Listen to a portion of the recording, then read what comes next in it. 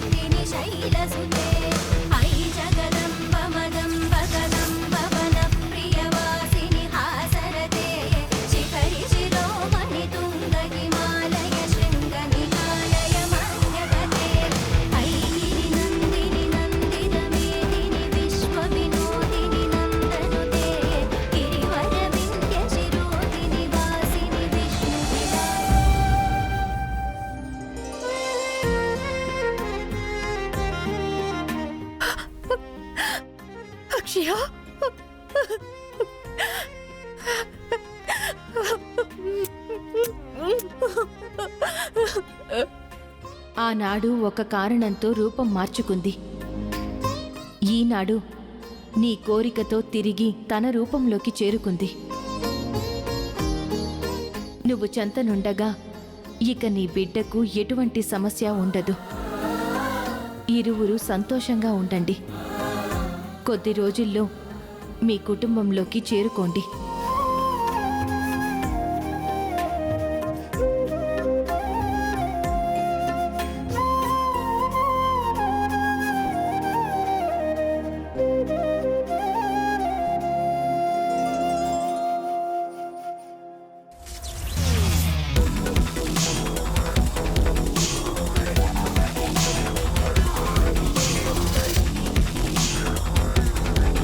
నీ వంటి తల్లి ఏ బిడ్డకు ఉండదమ్మా. నా కోసం సాక్షాత్తు అమ్మవారినే ఎదిరించావు, అమ్మవారినే రప్పించావు. నీ కడుపున పుట్టడం నా అదృష్టం. నీ వంటి బిడ్డకు జన్మనివ్వడం నా అదృష్టం తల్లి. ఇక మీదట ఎట్టి పరిస్థితుల్లోనూ నా నుంచే దూరం అవ్వనని ఆ అమ్మవారి సమక్షంలో నాకు మాటివ్వు.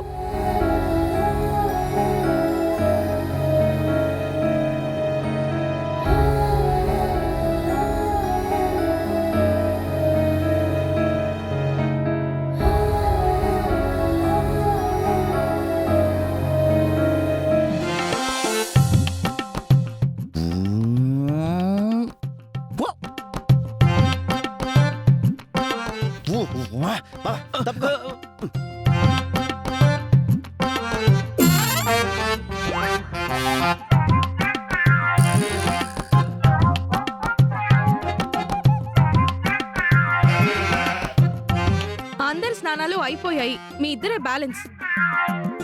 అయ్యగారు ఎక్సర్సైజులు చేసి ఉద్యోగానికి వెళ్ళాలి కదా. ముందు అయ్యగారు స్నానం అయిపోనీలే. తమరు పూర్వరంగుల్లో తయారయ్యే ప్యాకాడికి వెళ్ళాలిగా. ముందు తమరు స్నానం కానివ్వండి.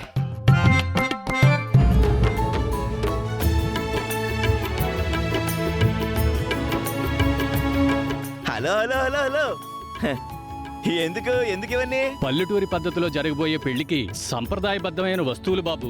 ఓహో, లోపలికి తీసుకురండి. పదండి.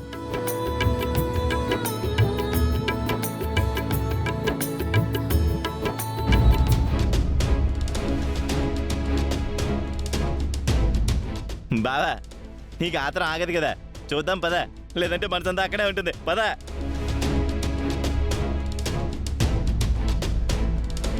ఈ ఇల్లు ఊరు అంతా ఎక్కడ చూసినా భక్తితో నిండిపోయింది. దుష్టశక్తినైనా నేను వీరందరి మధ్య నుంచి తప్పించుకొని శ్రీకర్ని ఎలా పెళ్లి చేసుకోగలుగుతానో ఏంటో.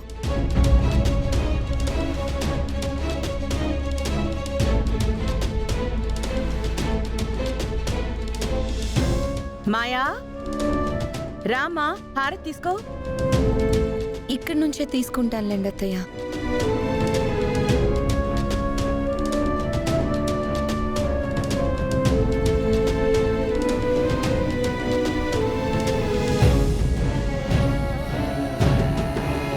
టిఫిన్లు అయ్యాక అలా ఊర్లోకి వెళ్దాం. రండి తీసుకురండి.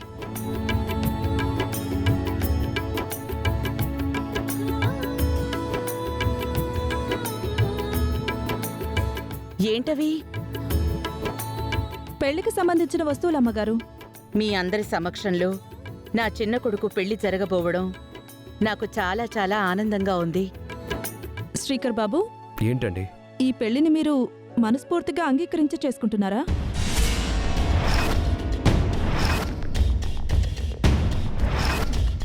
అడిగింది కదరా, సమాధానం చెప్పు. పరిస్థితులకు తల వంచి ఇలా సిద్ధపడవలసి వచ్చింది. మిగిలిందంతా అన్నపూర్ణదేవి చూసుకుంటుంది. అవనమ్మ మెడ నుంచి మంగళసూత్రాలను తీసేస్తే మీకు ప్రాణగండం కదా బాబూ. అవును. అందుకు పరిహారంగా ఏం చెయ్యాలో కూడా మాకు తెలుసు. మీరా విషయం గురించి ఆలోచించకండి. మీకున్న భయం కూడా మా ఇంట్లో వాళ్ళకు ఉండడం లేదు. పెళ్లి విషయంలో ఇంకేం మాట్లాడద్దని నిన్ననే మా అమ్మ మీ అందరికీ చెప్పింది కదా. మళ్ళీ అదే టాపిక్ మొదలు పెట్టారంటే. ఆ అవని ఏమైనా మీకు ఫోన్ చేసి పదే పదే ఆ ఇంటికి వెళ్తూ నా గురించి ఫేవర్ గా మాట్లాడండి అని చెప్పిందా ఏంటి? ఇలా అంటున్నానని ఏమనుకోకండి నిహారికమ్మ గారు. ఇదివరకు మీరు దొంగ జాతకంతో వేదవతమ్మ గారింట్లోకి అడుగుపెట్టారు. ఇప్పుడు ఈ మాయ కూడా ఏదైనా దురుద్దేశంతో కోడలు కావాలనుకుంటుందా అని మా అనుమానం.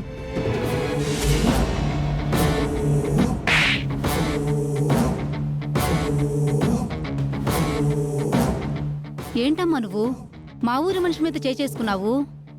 ఇష్టం వచ్చినట్టు మాట్లాడితే ఊరుకుంటాననుకున్నారా? ఎలా కనపడుతున్నాను మీ కంటికి? మర్యాదగా బయటకు నడవండి. ఏదో సహాయం చేస్తున్న వంకతో వచ్చి నోటికి అదుపు లేకుండా మాట్లాడుతున్నారు. మీ కాబోయే కోడలైతే అయ్యుండొచ్చు. ఇలా ప్రవర్తించడం పద్ధతి కాదమ్మగారు. మాట అనే ముందు మీరు కూడా ఆలోచించాలి కదా. ఇక ఈ విషయాన్ని పొడిగించకండి, బయలుదేరండి.